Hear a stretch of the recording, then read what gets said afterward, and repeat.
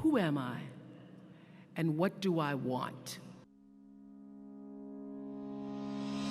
The three things that I want to leave with you, just these three. I could do 10, I could do a whole life class. First and foremost, knowing who you are. So I'm not asking for the roles that you play as daughters. I'm not asking that question. What are the roles that you play as a daughter, as a friend, as a sister? You're going to be a lawyer, you're going to teach, you're going to be a pharmacist. I'm asking the bigger question of who am I? Who am I really? My answer is I am God's child. I am that which is born of all that is. I am, as Pierre de Chardin said, a spiritual being having a human experience, come trailing the breath of the ancestors yet, but trailing the breath of the angels. And understanding that because I am connected to the source of all that is possible for me. That's who I am. And what do I want? I don't want to just be successful in the world.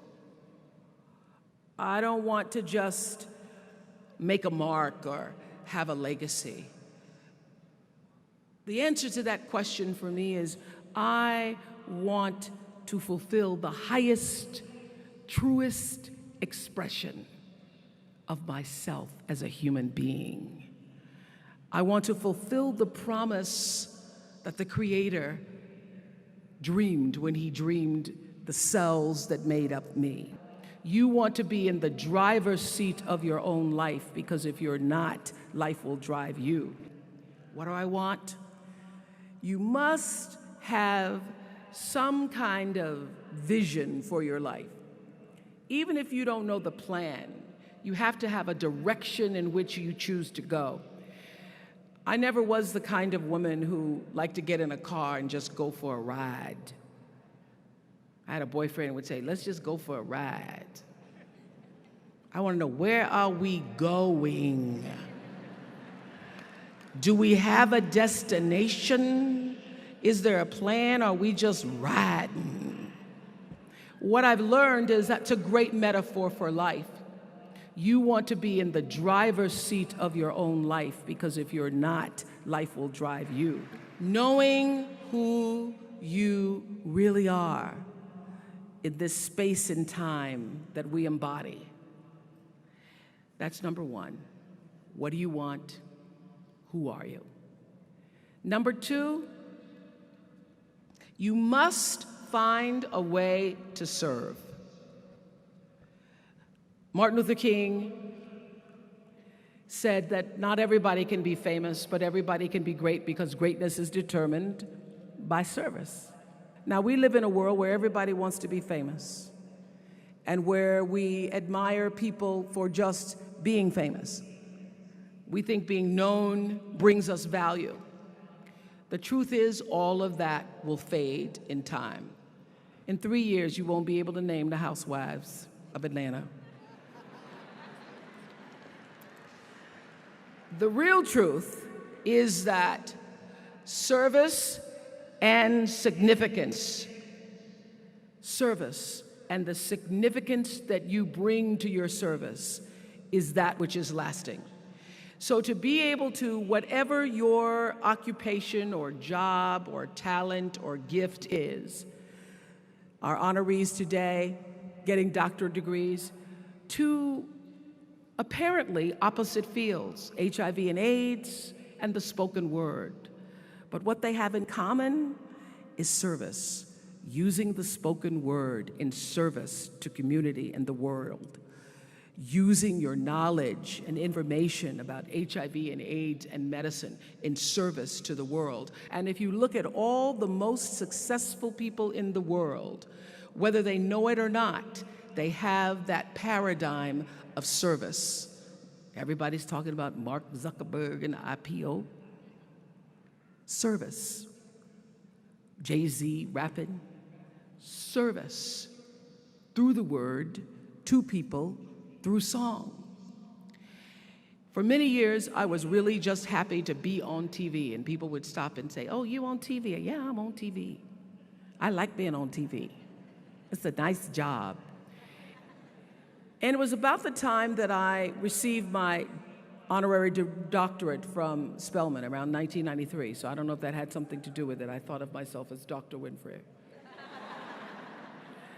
That I went back and I took a long look at what it was I was doing on TV and made a decision that I was no longer going to just be on TV, but I was going to use TV as a platform, as a force for good, and not be used by TV. And I will tell you,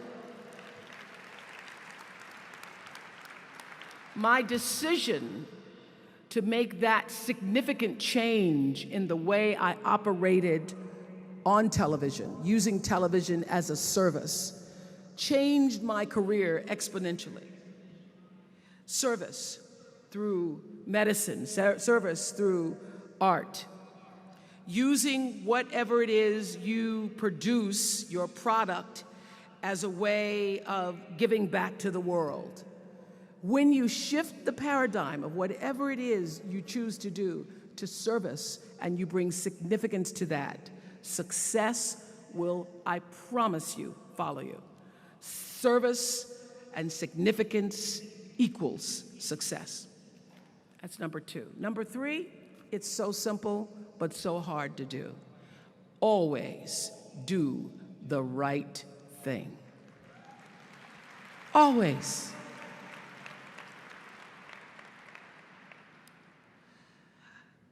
Be excellent. People notice. Think of how you notice. You go to Taco Bell, somebody gives you an extra napkin and some sauce. You notice. You want to go back to that person, because even at Taco Bell, excellence shows itself. Be excellent. Let excellence be your brand. Everybody talks about building a brand. I never even knew what that was. When people would say, "You're a brand," I would say, "No, I'm just Oprah."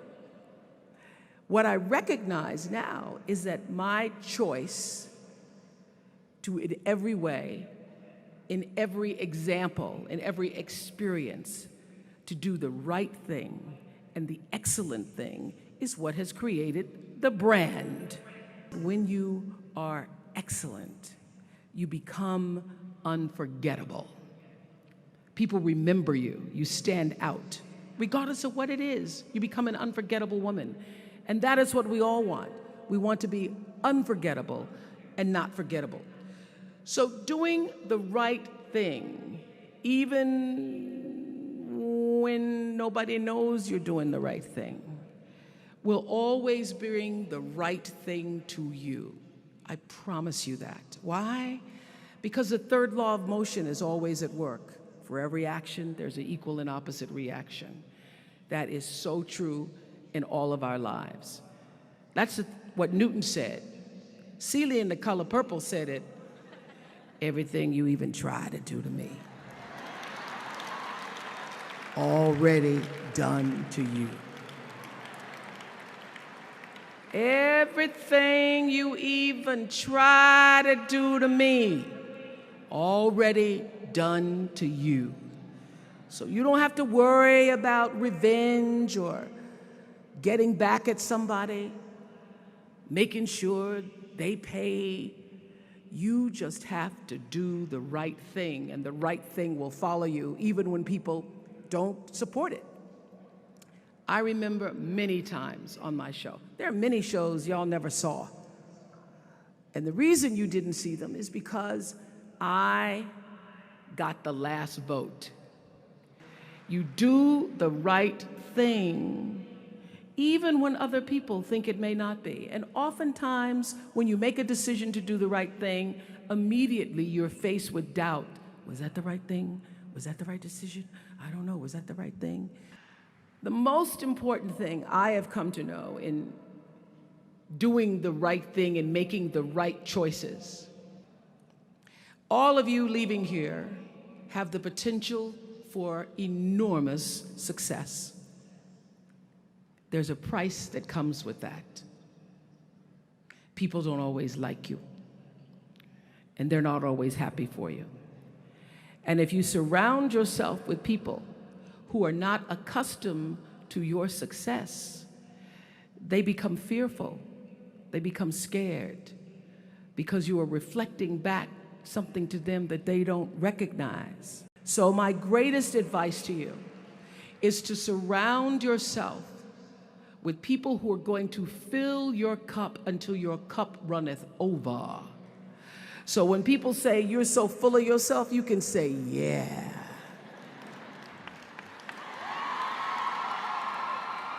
And to know that once your cup runneth over, you cannot spend your life with your gallon-size offerings, offering them to pint-sized people.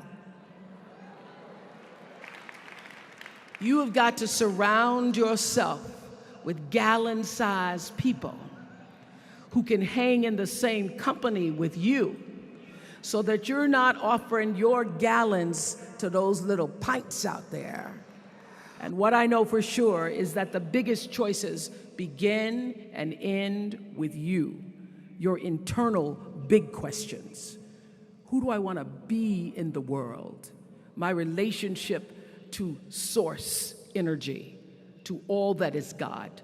I'm not talking about what you believe in God. I'm talking about your experience of that which is all life, which is divine and universal. I'm talking about the big deal, being connected and aligned with that. When you are tuned in and charged into that, whenever you feel empty, you go inside yourself and you connect to the source, and you know that all things are possible.